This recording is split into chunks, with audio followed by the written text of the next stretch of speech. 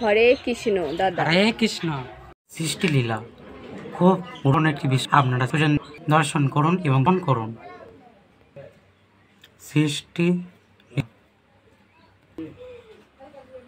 এটি হচ্ছে প্রাকৃতিক জগৎ অর্থাৎ জড় জগৎ।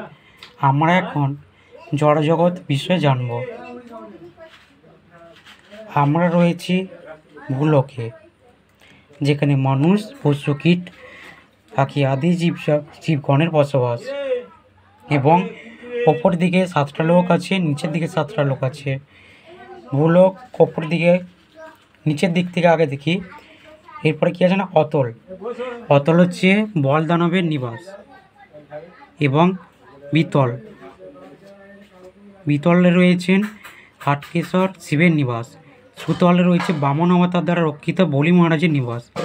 তলাতলে রয়েছে কালীয়নাগ এবং দ্বিতীপুত্র দৈত্যগণের নিবাস। রসাতলে রয়েছে অসুরগণের নিবাস এবং পাতাল বাসুকনাগের নিবাস। এবং তার সর্বনিচে রয়েছে নরক, যেখানে মানুষ পাপকর্ম করার ফলে, অধম পাপকর্ম করার ফলে তারা নরকে পতিত হয়। অর্থাৎ এই যে এখানে আছে কি, অধম পাপকর্ম, তার ফলে আমরা কোথাকে আসছি না, নরক। আর ভগবান বিষ্ণু 3টে রূপে রয়েছেন, সেটা পরে আসছি। তারপরে না ওপর দিকে যদি দেখি, আমরা ভূলোকে রয়েছি।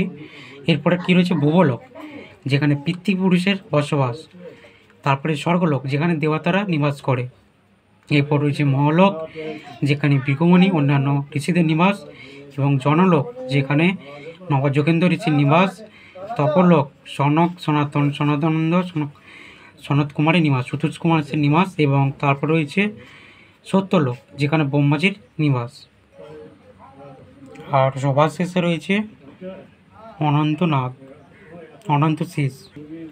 ভগবান বিষ্ণু 3টে রূপে প্রধান আবির্ভূত হয়েছে। কারণদক্ষাই বিষ্ণু, যিনি বৈকুণ্ঠে থাকেন। আর গর্ভদক্ষাই বিষ্ণু, যিনি প্রত্যেকটি ব্রহ্মাণ্ডে অবস্থান করে। আর ক্ষীরোদক্ষাই বিষ্ণু, যিনি প্রত্যেক জীবের হৃদয়ে অবস্থান করে। প্রত্যেকটি কণা অনুকণা, প্রত্যেকটা বিষয়ে বস্তুর উপর তিনি অবস্থান করেন। ভগবান বিষ্ণু এখানে তিনি মায়াদেবী সৃষ্টি করেছেন।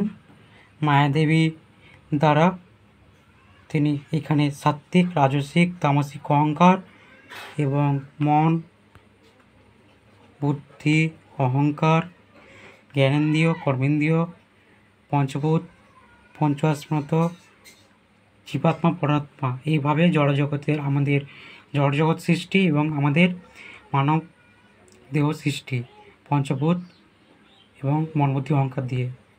এরপর আমরা জানব কি করলে আমরা কোন লোকে যাব।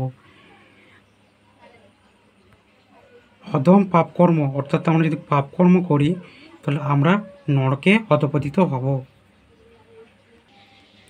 যোগ মার্গ যদি আমরা করি, আমরা এখানে গিয়ে, বিষ্ণুর এখানে গিয়ে আমরা অবস্থান করব। সকাম পুণ্যকর্ম, যদি সকাম পুণ্যকর্ম করি আমরা ভূলোকে যাব এবং অতলোক যেতে পারি এবং স্বর্গলোকে যেতে পারি। এবং নিষ্কাম কর্ম করলে আমরা মহালোক, জনলোক, তপলোকে আমরা যেতে পারি। এবং 100 জন্ম বর্ণাশ্রম ধর্ম পালন করলে আমরা সত্যলোকে যেতে পারি, যেখানে ব্রহ্মাজির নিবাস। এবং পাপ কর্ম করলে আমরা সুতলে আসতে পারি। জ্ঞান মার্গের মাধ্যমে আমরা সিদ্ধলোকে প্রবেশ করতে পারি। শুদ্ধ বিধিভক্তি করার ফলে আমরা যেতে পারি ভগবানের লক্ষ্মী নারায়ণ, অর্থাৎ আমরা যে বৈকুণ্ঠ, দ্বিতীয় বৈকুণ্ঠ, ওখানে। আর শিবের আরাধনা করলে আমরা কৈলাসে যেতে পারি।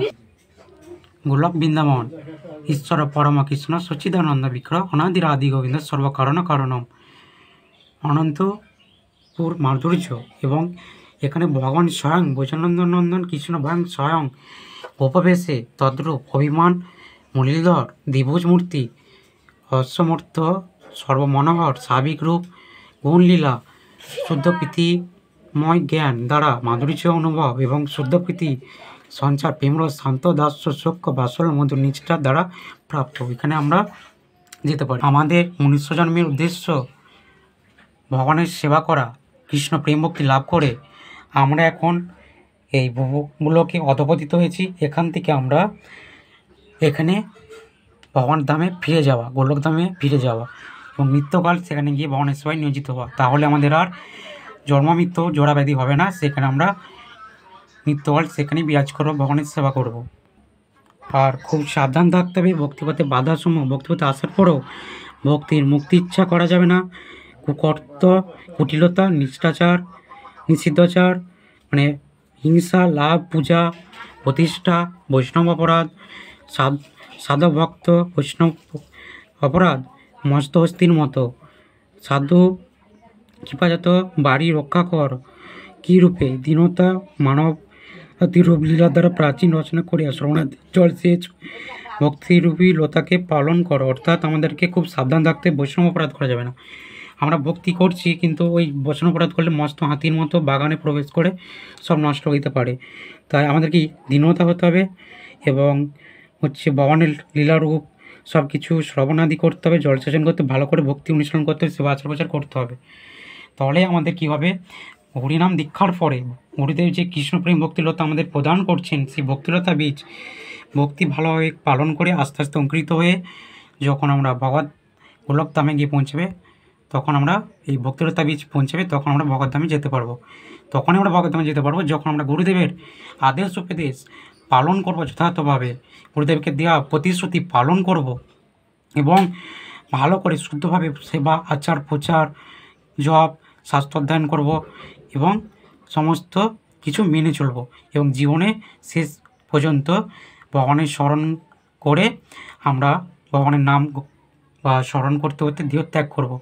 যখন আমরা কৃষ্ণ প্রেম ভক্তি লাভ করব জীবনের শেষে, তখন আমরা ভগবত ধামে পৌঁছাতে পারবো। তাই আপনারা খুব সতর্ক, সাবধান হন এবং খুব ভালোভাবে ভক্তি জীবন পালন করুন। হরি বল। ভিডিওটি যদি খুব ভালো লেগে থাকে, উপকৃত মনে হয়, অবশ্যই শেয়ার করে সকলকে জানিয়ে দিন এবং সারা বিশ্বে হরিনাম প্রচার কার্যে সহযোগিতা করুন। হরি বল। ধন্যবাদ।